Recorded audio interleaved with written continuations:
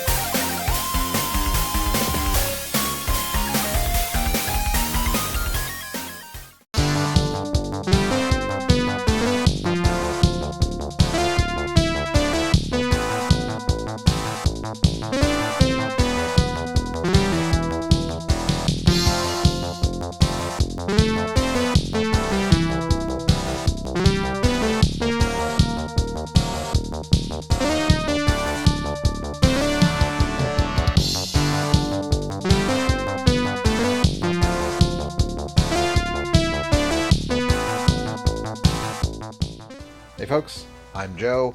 Welcome back to Same Name Different Game, and ooh boy, do I have a backlog of patron requests. Yeah, so I'll be doing a bunch of those over the next few months. Although I'm sure that my pro wrestling alter ego will be dropping by in the near future to disrupt that right off the bat. But let's start with one from Frank over on Patreon. Sega's OutRun, the classic driving game. So let's put the top down, crank the tunes up, and hit the road for a little history. I can say from experience that one of the great things in life is driving down the open highway in a convertible with great tunes on the radio and your partner in the passenger seat. And Sega's OutRun, released in arcades in 1986, really captures that feeling, especially if the dip switches are set to have the longest time limit, which is how I played all of the versions where the option is available. OutRun is not a racing game, it's a driving game. There are other cars on the road, yes, but not opponents. There is not a first, second, or third place. Your only enemy is the clock. This, well, whole vibe, as the kids now say, is not accidental.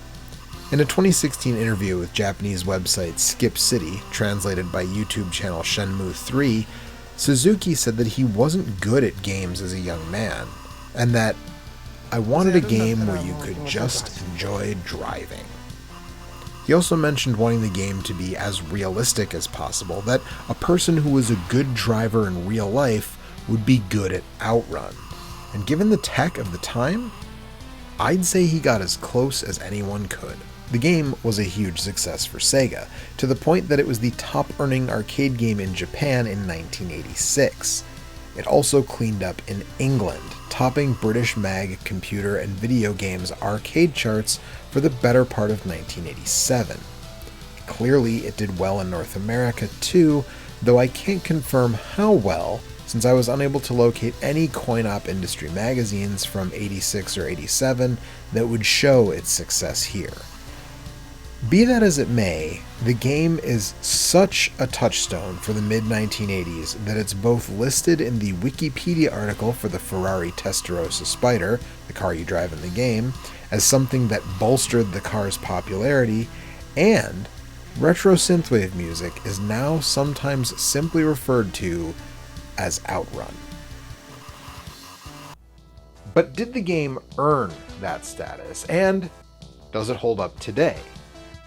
Let's find out as we dive in with the arcade original. OutRun was originally released in 3 cabinet variants: the Deluxe, the Standard, and the Stand Up. The first 2 have hydraulic motors that move with the car on screen. The latter is, well, yeah, a basic stand-up cabinet to save space. The game was developed by Studio 128, who would later become Sega R&D 8 and then eventually be known as AM2. This is, of course, the studio where Yu Suzuki, arguably Sega's most famous designer, worked. Hisashi Suzuki was the head of the studio, but it was Yu Suzuki who designed their best-known games, including this one. The game ran on a custom board that used two Motorola 68000 processors. It's now known as the OutRun hardware and is one of the 4 so-called superscalar boards, meant to imitate 3D space using 2D sprites by, you guessed it, scaling them. Something not a lot of other arcade games were doing at the time, to say nothing of home consoles. Of course, we'll get to that in a little while. As I said, OutRun doesn't rely on traditional racing mechanics. There's a timer, but no opponent cars that you have to beat. The crux of the game and its replayability is that a playthrough will take less time than watching this video, but it's only one playthrough. Every so often you'll come to a fork in the road before a checkpoint, and this choice takes you to a new area, but that means the other area, the turn you didn't take, is now closed off to you, at least on this drive. Each cruise, if completed, features a total of 5 areas to drive through, and a unique end to the rally. To see them all, you'd have to be good enough to get to the end every time, and then play several times, mapping out your route to see the parts you haven't seen before. Fortunately, you can get a decent handle on that by virtue of the game showing you a full map each time you play. And here's where we hit our first difference, a regional one. The international version of OutRun has a slightly different track layout. Does this really matter? No, but it merits a mention. I'm not sure why they changed it, but there are 2 track layouts. The arcade version is a classic that has earned its status as such, and that being the case at the time, there were going to be a ton of ports, including to various computer formats, but as usual, I'm not going to be talking about those this time. But I will be talking about all of the console and handheld versions. So let's start down that particular road with Sega's contemporary home hardware of the time, the Sega Master System. It was a no-brainer that Sega would port this game to their current console, known as the Mark III in Japan and the Sega Master System everywhere else, and they did, the year after its arcade release in 1987. Now, let's be real. An 8-bit home system was no match for the dual Motorola 68K arcade board used in the coin-op. So this one suffers a lot in the translation. Surprisingly, the entire game is here with all of the tracks, but it's a tough play nevertheless. The biggest problem for me is the controls. Turning doesn't feel great, and maybe worse than that, shifting gears is handled by pressing up and down on the D-pad. It was easy for me to accidentally change gears on a Genesis controller, so I can only imagine how it fares on the nightmare that is an actual Sega Master System controller. In general, controls is a problem with the early ports because they all use digital instead of an analog steering wheel. Also, this game is just ugly. I know people, including myself, have said that the big advantage the Master System had over the NES is its larger color palette, but this is just eye-searing. Though I will say that the audio here is pretty fantastic, and primarily I mean that if you have the FM sound expansion enabled, but even the standard PSG is pretty decent. Let's listen to the difference.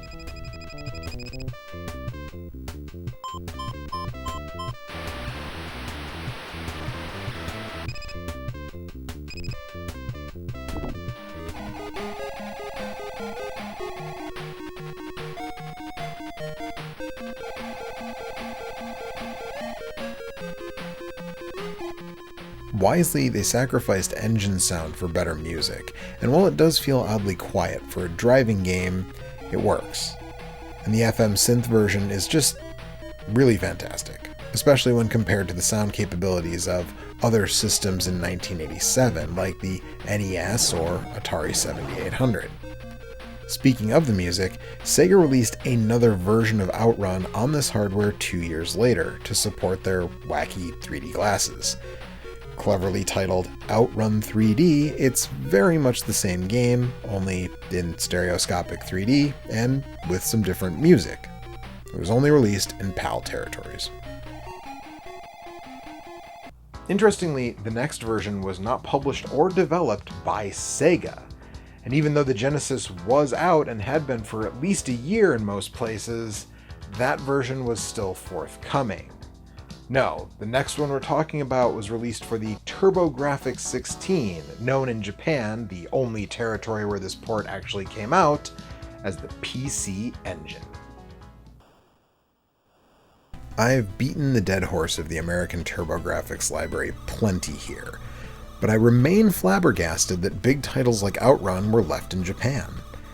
Just to reiterate, Sega's own 16-bit port of OutRun came after this PC Engine one, so why would NEC of America just let this go? It's not a Street Fighter 2 level of fumble on their part, but it still feels like such an obvious choice for American distribution. The game itself is, well, yeah, it's OutRun. Interestingly, this one lets you turn off the engine noise, which, yeah, I did that after basically one play with it on. It's kind of irritating, mostly because it's not mixed well, so it overpowers the music. And this one also uses up and down on the D-pad to shift gears, which is a little frustrating, because the select button is not used for anything. And while this one isn't as sensitive as the Master System with the shifting, it still was a little annoying. This one obviously looks a lot better than the SMS port, but the PC Engine still can't do scaling on a hardware level, so the effect doesn't touch the arcade original. That said, it looks good here in its own right, and it plays close enough to the arcade version. Again, no analog control options, so you have to give some leeway to the controls, and while they are better than the SMS, they still don't feel quite right.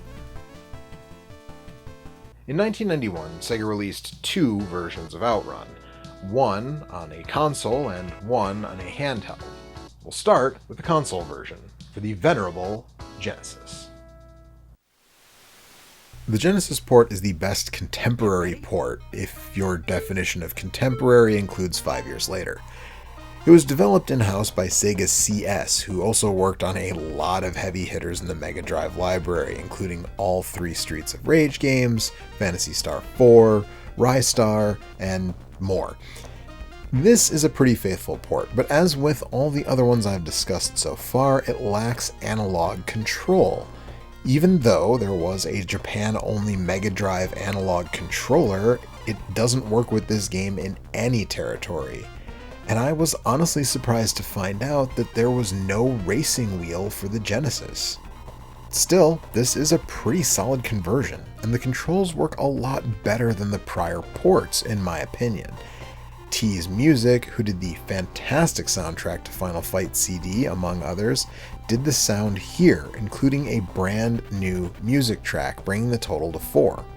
Visually, it still can't stack up to the arcade original. The Genesis also did not have hardware level scaling, but it's the best looking home version yet by a country mile. The press at the time, at least those that deigned to review it, broadly gave it middling to low ratings, mostly citing the brevity.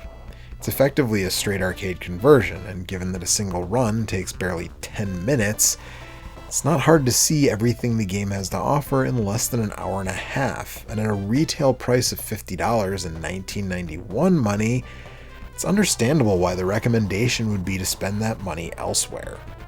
I've talked about this before, but in the current world of people grousing if $20 games don't offer 100 hours of gameplay, it's crazy to think that there was a time when publishers put out full-price retail games that were straight ports of arcade games that could be beaten in less than an hour.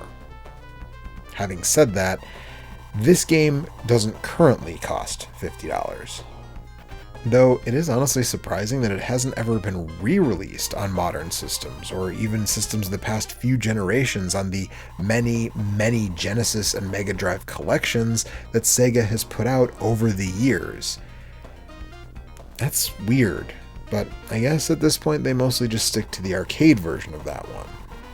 Anyways, the Genesis version is cheap now if you want to check it out. And that brings us to Sega's other port of that year. In fact, released in Japan on the same day for the Game Gear. So is this one just a cropped Master System version? Let's take a look and find out. In many cases, that was true, but not here. The Master System version was developed by Sega R&D2, later Sega CS, who also did the Genesis port. But rather than just use that one, Sega opted to have one of their Game Gear masters, the folks at Sims, do this one. And boy, is it better for it.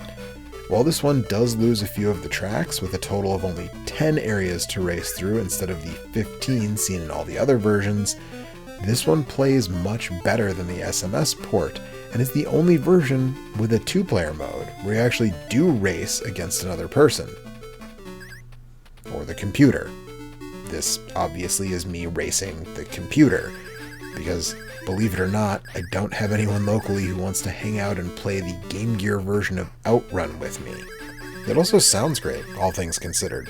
Of course, it loses the FM synth support of the SMS version, but Sims did a fantastic job with the tunes here, which is expected from the team behind Master of Darkness. They just had a knack for taking that little PSG chip and making it sing. Again, not a ton to say about this one. It's arguably the least faithful of the translations with the missing tracks, but at the time it was the only way to play OutRun on the go. The only decent way to play OutRun on the go.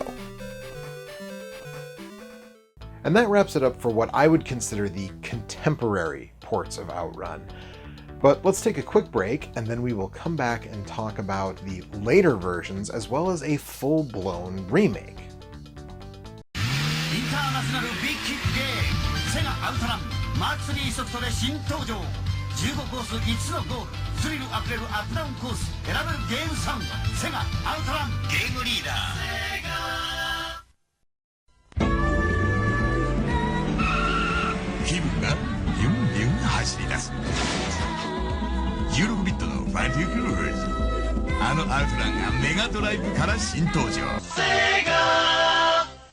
Hey, you know why you're watching old commercials that are related to the episode and not listening to me sell you a VPN or some terrible mobile game that I don't actually even like?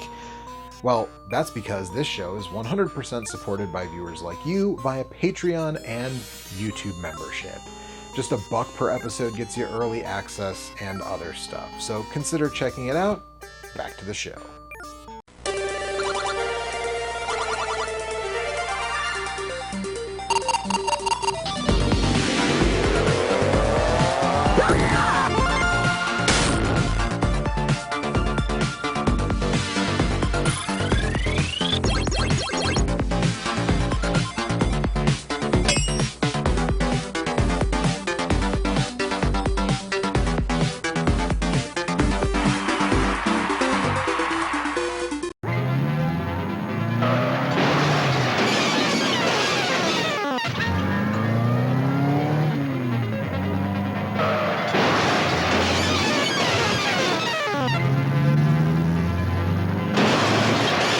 On the street, you don't get another quarter. The Sega Saturn version of OutRun is in fact a port, not emulation, and was handled by retrogames, who also worked on X-Men Children of the Atom for Saturn. This version has multiple levers for difficulty options, including a hidden option for improving the handling of your Testarossa. It also allows you to choose which track layout, and perhaps most importantly, this version outdoes the arcade original by running at 60 frames per second, the so-called smooth mode. That's another hidden option, where the arcade game ran at 30 frames per second. So it looks fantastic, and it supports the Saturn's analog controller, as well as the racing wheel. However, there is a regional difference here.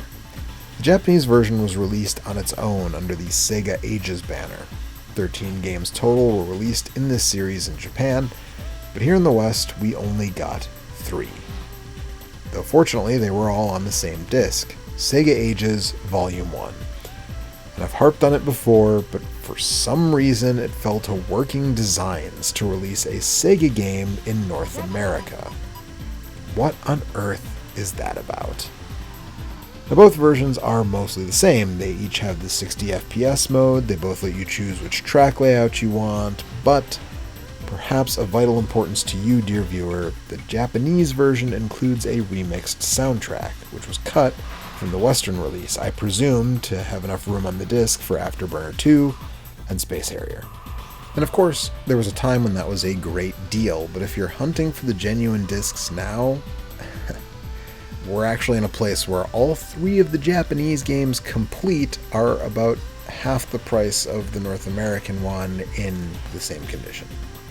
OutRun is the most expensive of them, but if you ask me, it's also the best. Sega is nothing if not industrious, and just because they ported an arcade classic to the Saturn doesn't mean they wouldn't do it again on the Dreamcast, where it did come out in two forms, nearly identical, near as I can tell. The first way is the way I'm playing it, as part of the Yu Suzuki GameWorks collection, which was really first and foremost a book. This disc was included, and it had, like the US Sega Ages, OutRun, Space Harrier, and Afterburner 2, but now also has Power Drift and Hang On. The second way, the only way you could do it in North America, was in Shenmue, where Ryo can play all of these games except Power Drift in arcades found around the world of the game. My understanding is that both versions of OutRun, at the very least, are the same, but I wasn't going to play Shenmue long enough to find out for sure. This is where Sega started to change the car. The taillights are now circular and the insignia is a bird, more like a Pontiac Trans Am instead of the Ferrari horse. The game was never licensed, but it seems around this time the automaker may have noticed, or perhaps Sega was just being cautious, I don't know. In any case, if you're married to the Testarossa specifically, here's where you get off the train, I guess. But for me, it's fine. What's less fine is that this version doesn't include any of the Saturn options, running at 30 frames per second without the handling or remix soundtrack.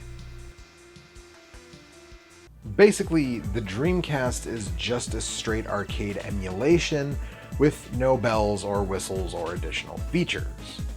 And speaking of relatively straight arcade translations with few bells and whistles, in 2003, the Sega Arcade Gallery Collection was released for the Game Boy Advance, which of course included OutRun. It was developed by Bit Studio, so let's go ahead and see how this one fares. Bits generally isn't renowned for their good work, having made Drek-like Wolverine Adamantium Rage on the Super NES, but they did occasionally manage a gem. We've talked about Alien 3 on the original Game Boy here before, and well, they did a pretty decent job with this one, at least with OutRun specifically, but it's weird because it's not exactly accurate. I mean, it's OutRun, to be sure, but the physics seem just a bit off. Not just because we're back to no analog controls, but like the handling feels too good. Also, it's not impossible to peel out by accelerating from a dead stop, but it happens a lot less frequently than the other versions. To counterbalance this, the other cars on the road, feel a lot more punitive. Not only does touching one send you spinning out a lot faster and harder than the original, but this is the only version I played where cars just slammed through me from behind, including one of the semi-trucks, which, like, I'm driving a Ferrari. Speaking of the Ferrari, let's get to the audio visuals here. The car is basically unchanged. The reduced resolution of the GBA means there's less detail, so it's hard to tell what the emblem on the back is. It certainly could be a horse. But the taillights are unchanged, still rectangular as on a real Testarossa. Musically, I guess we should thank Engine Software, who developed whatever sound driver this game uses. While it's not a perfect recreation of the FM synth tunes of the arcade, it sounds a lot closer than the vast majority of Super NES ports on GBA, which notoriously sound, bad. so it's fine. I mean, by the Bit Studio standard, it's actually pretty good, but it's hardly what I would consider a necessity. Unless, you're a huge GBA fan. But the year after, in 2004, Sims was actually back on the job, this time with a console version. Released in Japan as just one part of the Sega Ages 2500 series, and abroad as part of a compilation of those called the Sega Classics Collection on the PlayStation 2, this one is a full 3D reworking. And I'm a bit surprised to be saying this because most of these 3D ports were garbage, but this one is actually quite good. Not the main part of the game, which is basically just OutRun in 3D running at 60 frames per second, but the Arrange mode, which features different tracks, new remixes of the soundtrack which are both pretty solid and different from the Saturn versions, as well as actual opponent cars that you are now racing against. I mean, sure, the 3D port of the original arcade game is fine too, but it's not much to write home about.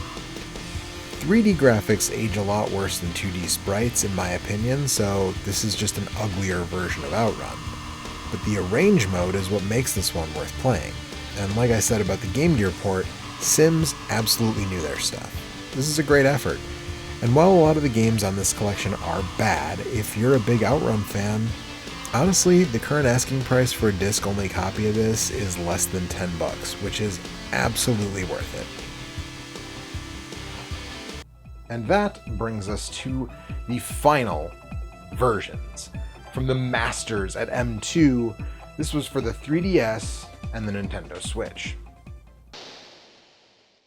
It should not surprise you that M2 has done an absolutely bang-up job here. Near as I can tell, these are identical with the exception of the 3D effects on the 3DS version, and of course increased resolution on the Switch version when running in docked mode.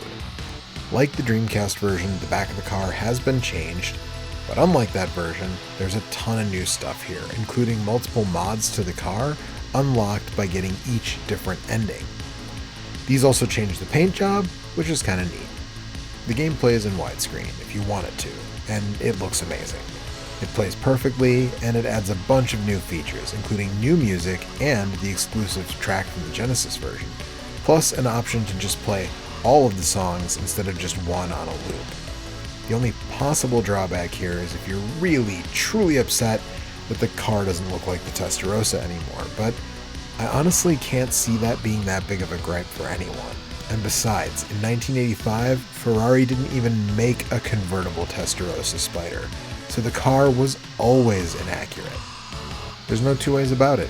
If you're into OutRun, just like with any of M2's Sega Ages games, $8 is just the tiniest price to pay for this game. The only thing it lacks is a moving cabinet to sit down in. And with that, finally, it is time to do, like we always do, and take a look and a listen side by side. Get ready.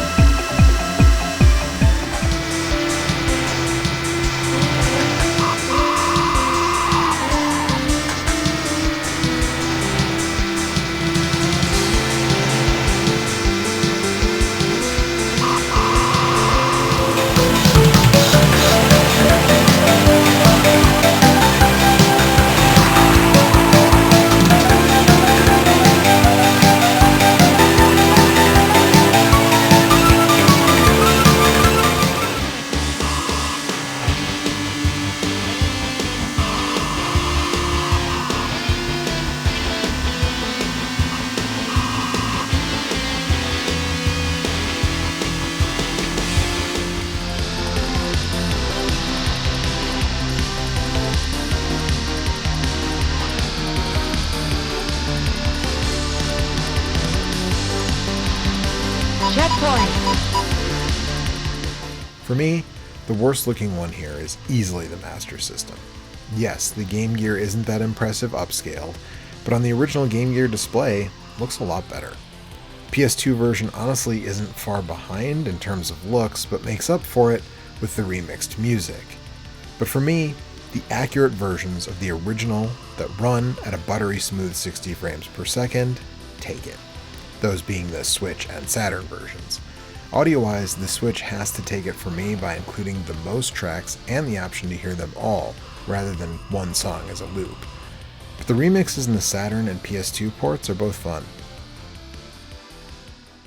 And that makes it time to give the edge. And I just can't be any more clear about it. The M2 developed version on the Switch and the 3DS is the best version. It's the cheapest version at a measly $8, and it's the most accurate version if you want it to be, but also if you want to add a bunch of bells and whistles and modifications, it does that too. But if you're a big fan of Yu Suzuki's driving game classic, I would also recommend checking out the two versions that were developed by Sims, the PS2 and Game Gear versions, just because they're different enough from the arcade original to be worth your time. That does it. I'm Joe, that was Same Name, Different Game, and I'll see ya next time.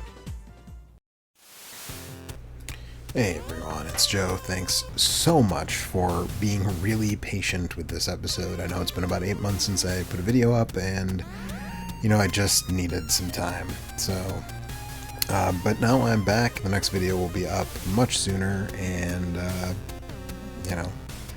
again, just thanks for your patience. If you like the show, do all the normal stuff, like, comment, subscribe, blah blah blah. I already talked about Patreon earlier in the episode. Get your name with these cool people here, and early access and all that other stuff. Of course, there is also merch. There's a link below for that. And yeah, again, thanks for sticking with me, and I will see you again much sooner this time.